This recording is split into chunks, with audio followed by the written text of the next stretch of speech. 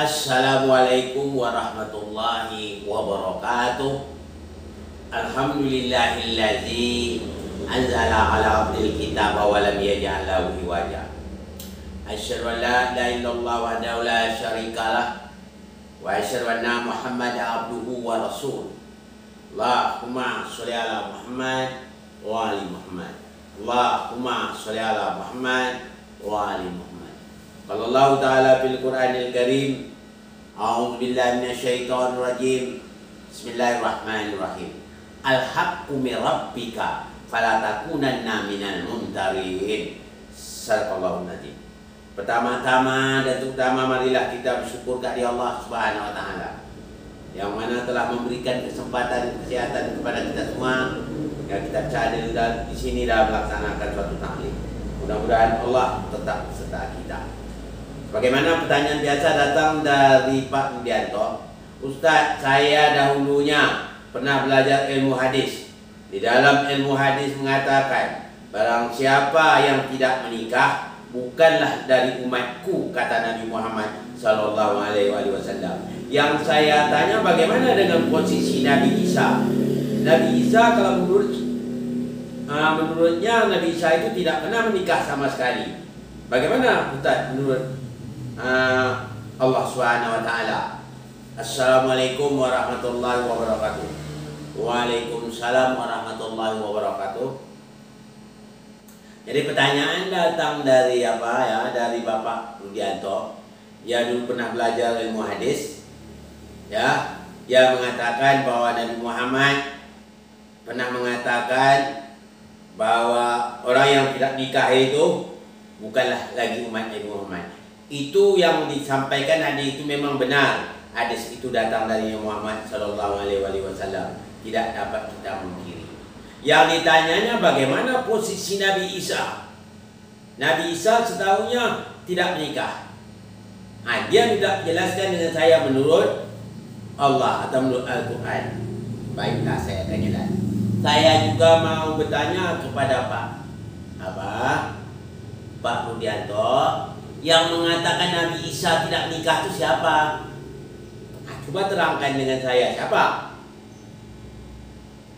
Kita harus berpikir yang lebih luas, harus berpikir, harus cerdas, ya, berpikir yang bisa mampu sanggup diuji, ya. Jangan kata berpikir-pikir, sama zaman sekarang orang mengatakan berpikir, tapi berpikir dia tidak bisa diuji kebenarannya. Kita berpikir bisa diuji kebenarannya, gitu maksudnya.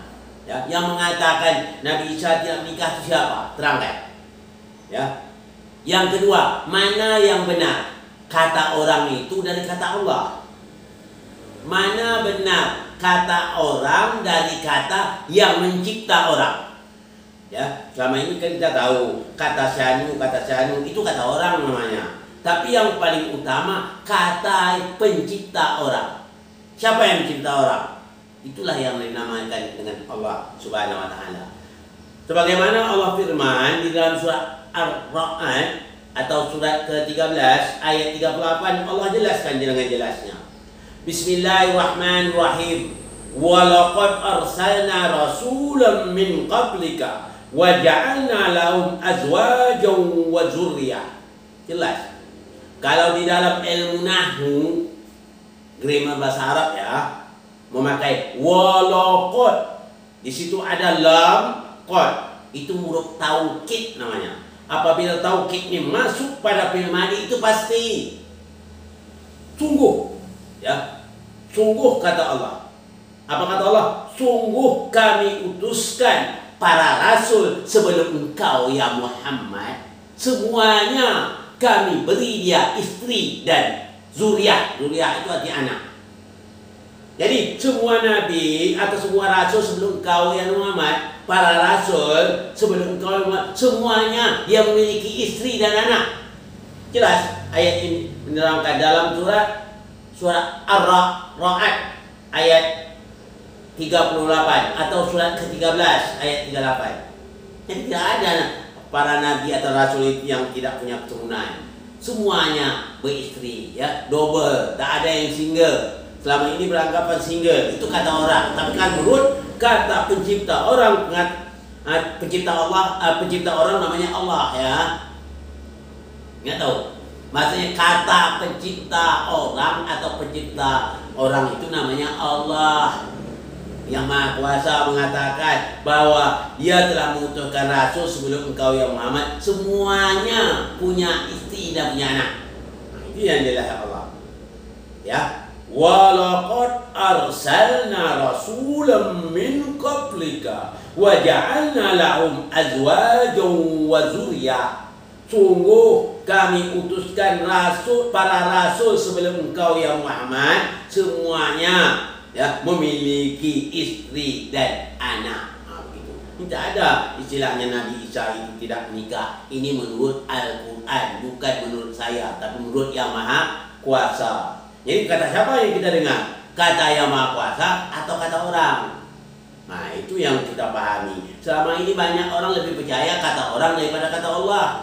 Maka berbuat semau-maunya, seenak-enaknya berbuat. Ya, karena dia beranggapan orang lebih pintar daripada Allah, maka kata orang didengar, kata Allah dicuekin. Ya, maka Rasulullah sampai melapor, qala rabbi inna qaumi ittakazu qur'ana mahjura. Ya Rabbku, ya Tuhanku, umatku mengabaikan Al-Quran, tidak menghirau disampaikan ayat, dia tidak menghirau, dia lebih percaya perkataan orang dari perkataan Allah Subhanahu wa taala. Memang kata Allah jelas juga, amanu, kata Allah amanu ma'ahu qalil. Amana ma'ahu qalil. Yang beriman itu sedikit sekali kata Allah. Jadi jelas yang nama penjaga apa ya? Yang Pak Wianto yang namanya Nabi Isa itu berkeluarga. Kalau menurut Allah ya, dalam surat Ar-Ra'd ayat 38 kata Allah, semua nabi atau semua rasul sebelum para rasul sebelum engkau ya Muhammad semuanya punya istri dan punya anak. Nabi Isa sebelum Nabi Muhammad. Nah, itu maksudnya. Itu coba jelas supaya Pak Rudianto ngerti. Kau juga tidak ngerti lagi, susah juga nih kalau tak ngerti. Bagaimana mau ngerti? Ya, kalau kita tidak mau memahami. Maka di sini saya tekan kepada seluruhnya. Kita selama ini kita tahu mendengar orang berpikir. Kita bukan hanya berpikir saja, yang perlu ya tafakur. Berpikir namanya. Tafakur. Lebih apa? Tadabbur. Sudah itu dia apa lagi? Tabayun. Jadi kalau orang yang tidak punya pengilmuan, nah, yuk berpikir-pikirnya yang mana? Berpikir kalau tak dapat diuji kebenaran itu bukan berpikir namanya. Itu nama hawa nafsu. Nah, jadi yang penting sekali tafakur, itu berpikir. Tafakur, tadabbur, berpikir sambil menghayati. Dan tabayun, cik ulang atas itu. Agar berpikir semuanya. Kita uji kebenarannya. Begitu caranya ya. Sekarang kan tidak, hanya berpikir saja. Nah, berpikir tak dapat dibukti kebenaran. Tak bisa seperti itu. Jadi maka kata Allah, nama seluruh para nabi atau para rasul sebelum kau yang Muhammad semuanya sudah berkeluarga, sudah punya anak, punya istri. Ya itu. Oleh itu kita harus pahami. Mudah-mudahan apa yang saya sampaikan ini ada manfaatnya bagi kita semua. Mohon maaf dari segala kekurangan.